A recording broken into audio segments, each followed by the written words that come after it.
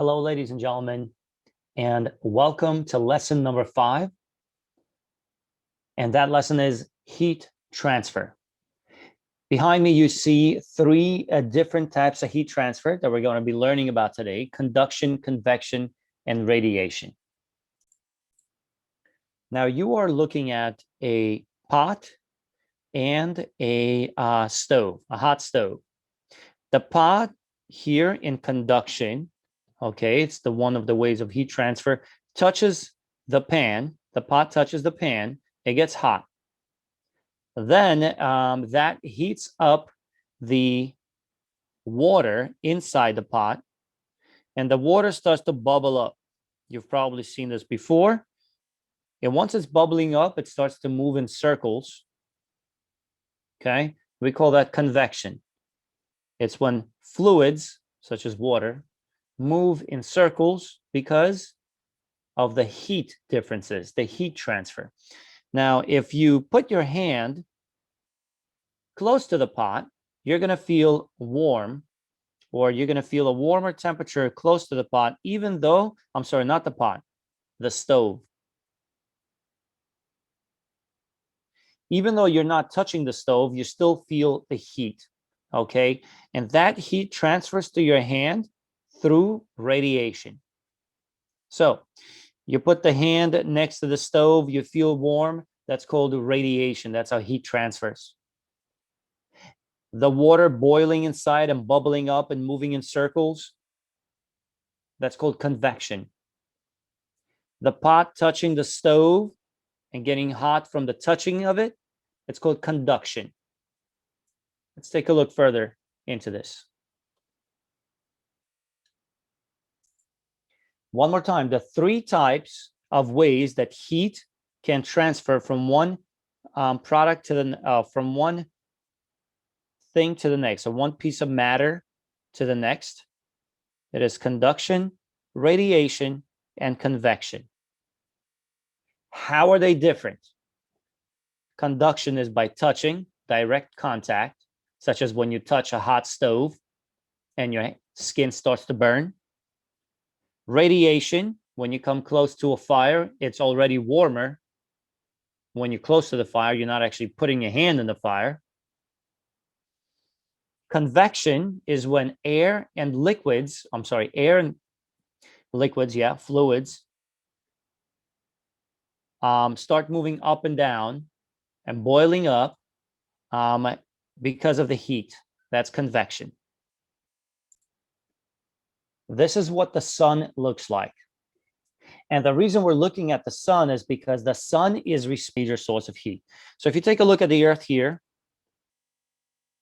okay, the sun will be hitting, for example, from one of the sides, okay, warmer closer to the equator in the general sense, and generally. Any time of the year, the more you get closer to the equator, the warmer it gets. Now, when the air gets hot, it starts to move up.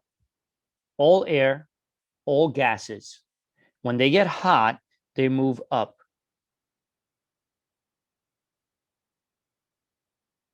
Okay? There's something called density, which is maybe something we touched upon earlier in the year. When hot air moves up, its density is low.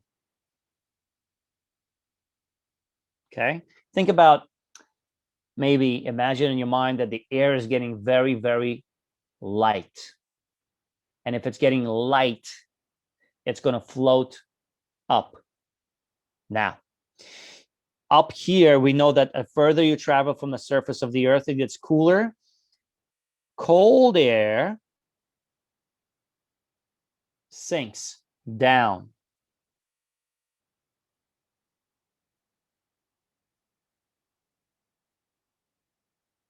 Okay, the word sink symbolizes it goes down towards the source of gravity of the earth. That's down. Okay, so cold air sinks down, and cold air sinks down because it's not going to have low density. It's going to have high density.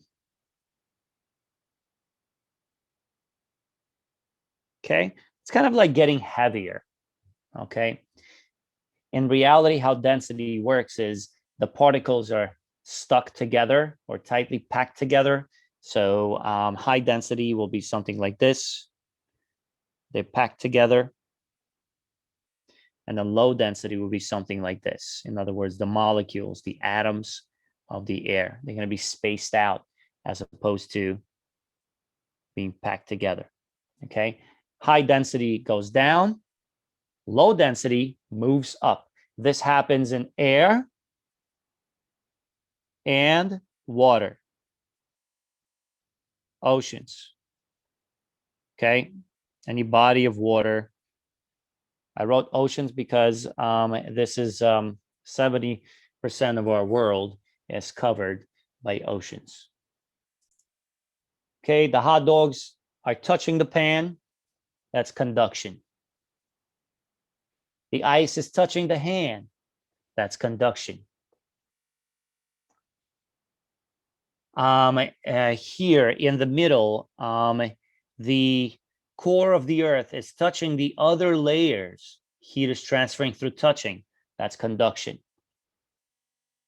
Convection, hot air travels up and down, cools off and heats up, and cools off and heats up. Convection. Clouds forming, warm air moving up, cold air sinking down. Convection.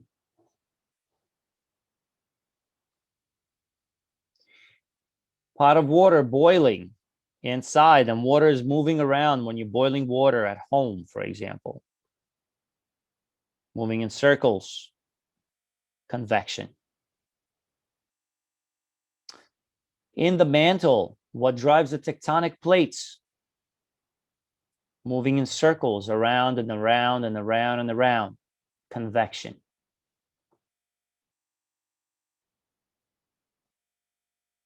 All right.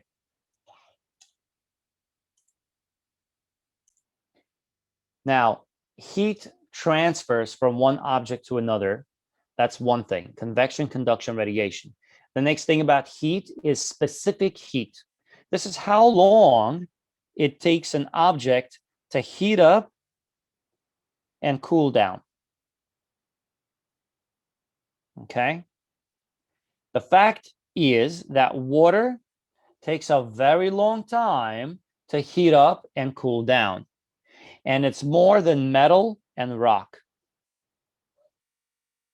Water takes the longest to heat up and slow down and cool down than metal and rock. And that's why water has the highest specific heat.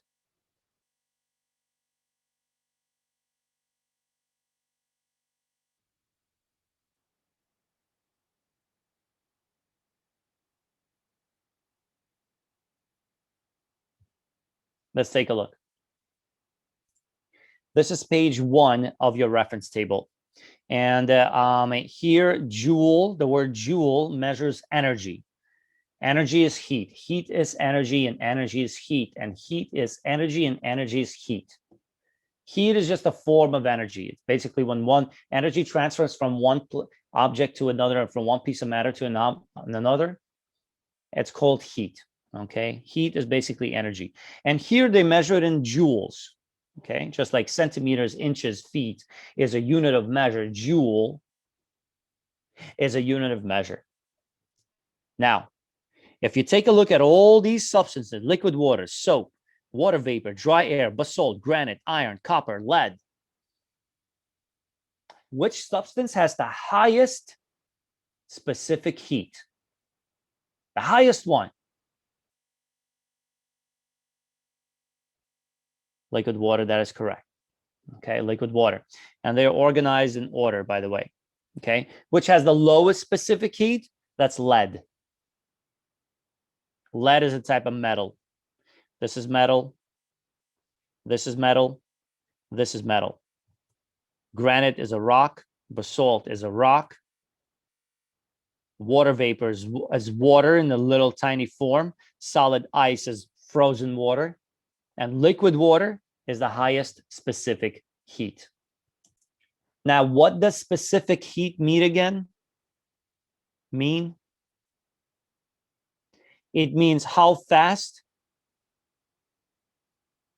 or slow something heats up or cools down. The higher the number, the slower it is.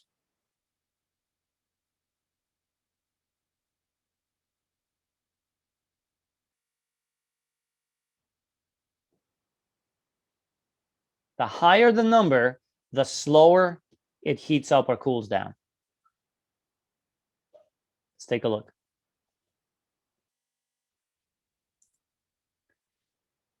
Which material heats up faster? Are you going to look for the higher number or the lower number? Faster means low number. It's the opposite in specific heat. It means the lower number. All right, you want to look at the lower number. Okay, if it's faster, it means a lower number. Let's take a look. Iron or basalt? Iron is metal, basalt is rock. Take a look. Which heats up faster? The iron,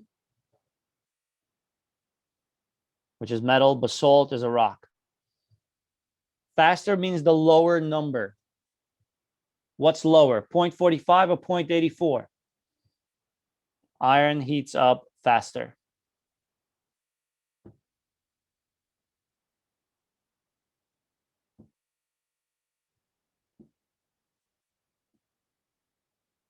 Evidence, we're just going to give the number 0.45, 0.45.